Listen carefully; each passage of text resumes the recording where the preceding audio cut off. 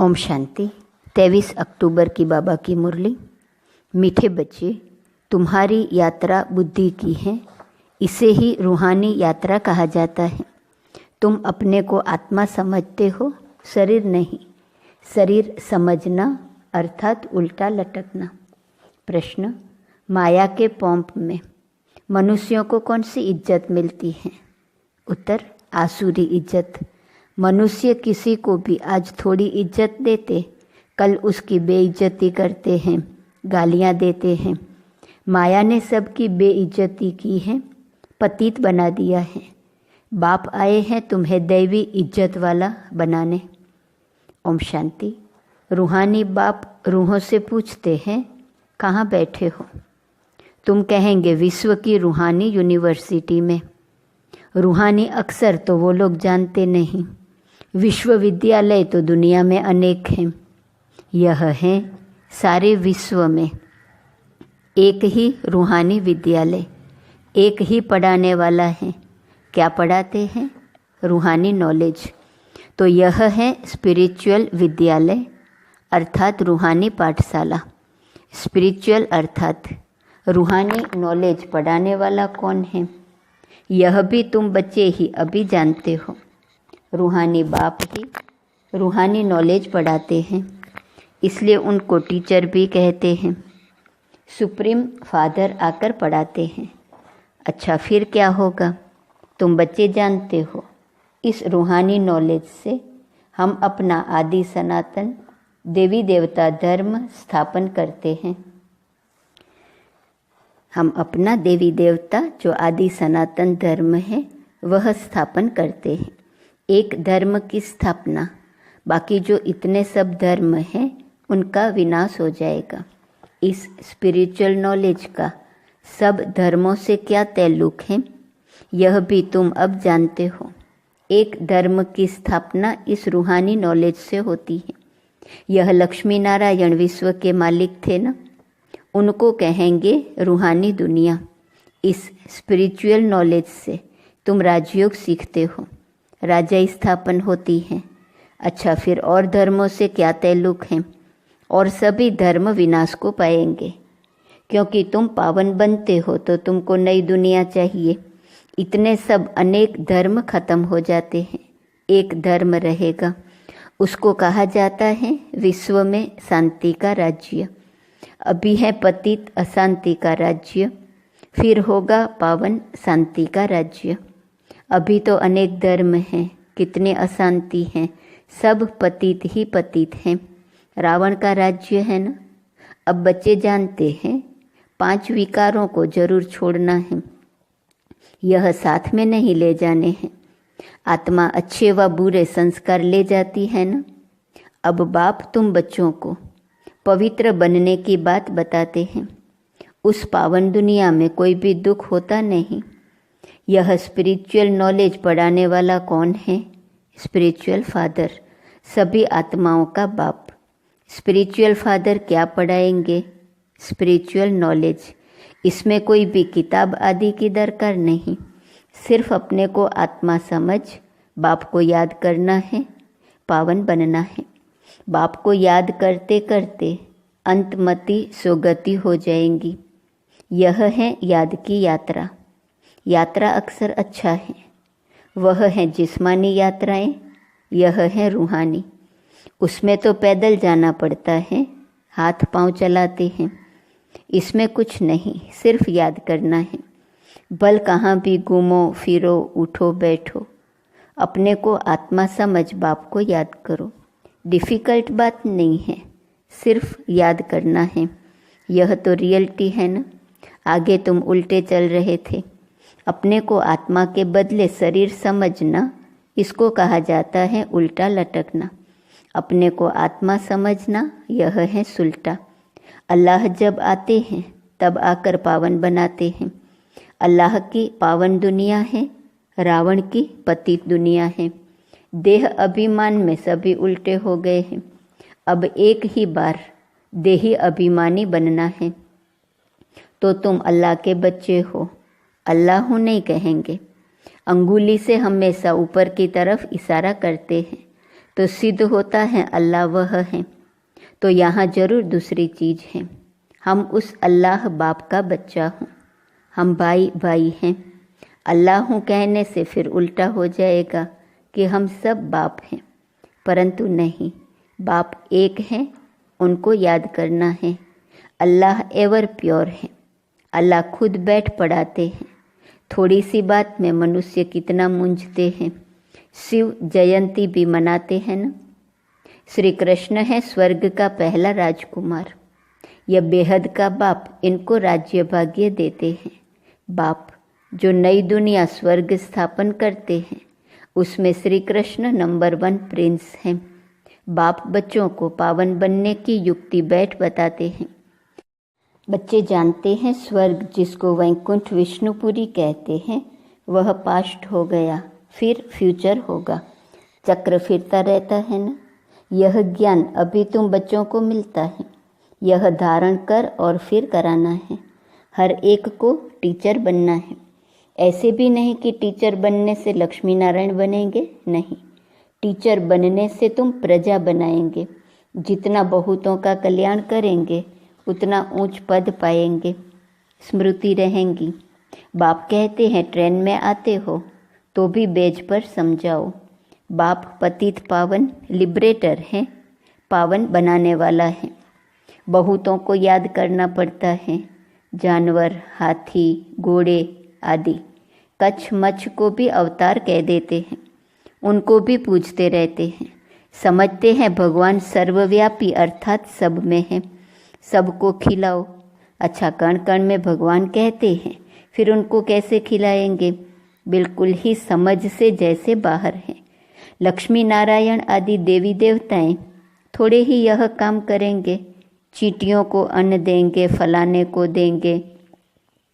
तो बाप समझाते हैं तुम हो रिलीजो पॉलिटिकल, तुम जानते हो हम धर्म स्थापन कर रहे हैं।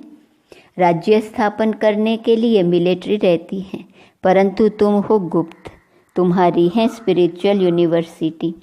सारी दुनिया के जो भी मनुष्य मात्र हैं, सब इन धर्मों से निकल अपने घर जाएंगे, आत्माएं चली जाएंगी। वह है आत्माओं के रहने का घर। अभी तुम संगम युग पर पढ़ रहे हो, फिर सतयुग में आकर राज्य करेंगे और कोई धर्म नहीं होगा। गीत में भी है ना बाबा, आप जो देते हो वह और कोई दे ना सके। सारा आसमान, सारी ही धरनी तुम्हारी रहती है, सारे विश्व के तुम मालिक बन जाते हो। यह भी अभी तुम समझते हो, नई दुनिया में यह सब बातें भूल जाएंगी। इसको कहा जाता है रूहानी स्पिरिचुअल नॉलेज। तुम बच्चों की बुद्धि में है कि हम हर 5000 वर्ष बाद राज्य लेते हैं, फिर गंवाते हैं। ये 84 का चक्र फिरता ही रहता है। तो पढ़ाई पढ़नी पड़े तब ही जा सकेंगे ना। पढ़ेंगे नहीं तो नई दुनिया में जा नहीं सकेंगे। वहाँ का तो लिमिटेड नंबर है, नंबरवार पुरुषार्थ अनुसार वहाँ जाकर पद पाएंगे। इतने सब तो पढ़ेंगे नहीं। अगर सभी पढ़े तो फिर दूसरे जन्म में राज्य भी पावे। पढ़ने वालों की लिमिट है। सतयुग त्रेता में आने वाले ही पढ़ेंगे। तुम्हारी प्रजा बहुत बनती रहती है। देरी से आने वाले पाप तो भस्म कर न सके। पाप आत्माएं होंगी तो फिर सजाएं खाकर बहुत थोड़ा पद पालेंगी, बेइज्जती होंगी। जो अभी माया की बहुत इज्जत वाले हैं वह बेइज्जत बन जाएंगे। यह है ईश्वरीय इज्जत, वह है आसुरी इज्जत। ईश्वरीय अथवा दैवी इज्जत और आसुरी इज्जत में रात दिन का फर्क है। हम आसुरी इज्जत वाले थे, अब फिर दैवी इज्जत वाले बनते हैं। आसुरी इज्जत से बिल्कुल बेगर बन जाते हो। यह है कांटों की दुनिया, तो बेइज्जती हुई ना। फिर कितनी इज्जत वाले बनते हो। यथा राजा रानी तथा प्रजा। बेहद का बाप तुम्हारी इज्जत बहुत ऊंच बनाते हैं, तो इतना पुरुषार्थ भी करना है। सब कहते हैं हम अपनी इज्जत ऐसी बनावे, अर्थात नर से नारायण, नारी से लक्ष्मी बन जावे। इनसे ऊंच इज्जत कोई की है नहीं। कथा भी नर से नारायण बनने की ही सुनते हैं। अमर कथा तिजरी की कथा यह एक ही है। यह कथा अभी ही तुम सुनते हो। तुम बच्चे विश्व के मालिक थे, फिर 84 जन्म लेते नीचे उतरते आए हो, फिर पहला नंबर का जन्म होगा। पहले नंबर जन्म में तुम बहुत ऊंच पद पाते हो। राम इज्जत वाला बनाते हैं, रावण बेइज्जत बना देते हैं। इस नॉलेज से ही तुम मुक्ति, जीवन मुक्ति को पाते हो। आधा कल्प रावण का नाम नहीं रहता है। यह बातें अभी तुम बच्चों की बुद्धि में आती हैं, सो भी नंबरवार। कल्प कल्प ऐसे ही तुम नंबरवार पुरुषार्थ अनुसार समझदार बनते हो। माया गफलत कराती है। बेहद के बाप को याद करना ही भूल जाते हैं। भगवान पढ़ाते हैं, वह हमारा टीचर बना है, फिर भी एब्सेंट रहते हैं, पढ़ते नहीं हैं। दर दर धक्के खाने की आदत पड़ी हुई है। पढ़ाई पर जिनका ध्यान नहीं रहता है तो उनको फिर नौकरी में लगा देना होता है। धोबी आदि का काम करते हैं, उसमें पढ़ाई की क्या दरकार है। व्यापार में मनुष्य मल्टी मिलियनर बन जाते हैं, नौकरी में इतना नहीं बनेंगे, उसमें तो फिक्स पगार मिलेंगी। अब तुम्हारी पढ़ाई है विश्व की बादशाही के लिए। यहाँ कहते हैं ना हम भारतवासी हैं, पीछे फिर तुमको कहेंगे विश्व के मालिक। वहाँ देवी देवता धर्म के सिवाय दूसरा कोई धर्म होता नहीं। बाप तुमको विश्व का मालिक बनाते हैं तो उनकी मत पर चलना चाहिए। कोई भी विकार का भूत नहीं होना चाहिए। ये भूत बहुत खराब है। कामी की हेल्थ बिगड़ती रहती है, ताकत कम हो जाती है। इस काम विकार ने तुम्हारी ताकत बिल्कुल ख़त्म कर दी है। नतीजा यह हुआ है, आयु कम होती गई है, भोगी बन पड़े हो। कामी, भोगी, रोगी सब बन जाते हैं। वहाँ विकार होता नहीं तो योगी होते हैं सदैव तंदुरुस्त, और आयु भी 150 वर्ष होती है। वहाँ काल खाता नहीं। इस पर एक कथा भी बताते हैं।